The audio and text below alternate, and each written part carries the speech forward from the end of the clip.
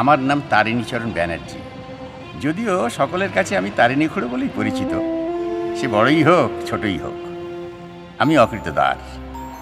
বিয়ে না করার কারণ অবশ্যই একটাই, আমার দেশ ভ্রমণের নেশা। এই সেদিন অবধি সারা ভারতবর্ষ চষে বেরিয়েছি। 30টা শহরে প্রায় 56 রকম কাজ করেছি উপার্জনের জন্যে।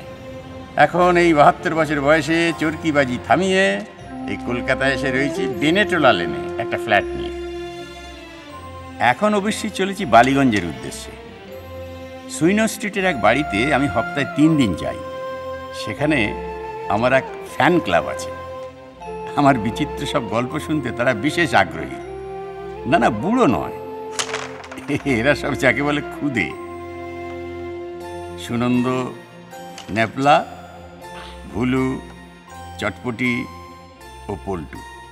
পল্টু এ বাড়ির ছেলে, বাকি সব পাড়ার।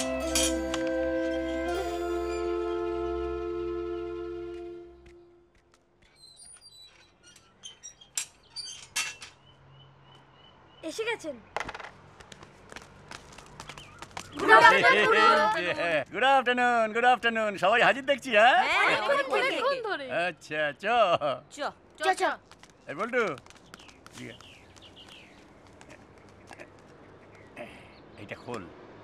আজকে তোদের চা না খেয়ে এইটা খাবো। বাবা, কে দিল?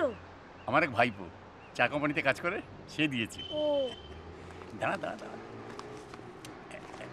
এই রে সিঙ্গাড়া গরম চা।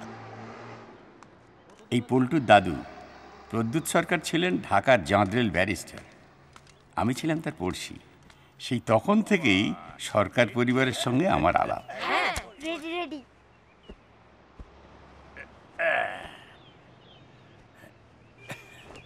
আপনার গল্প ফাঁদা হয়ে গেছে?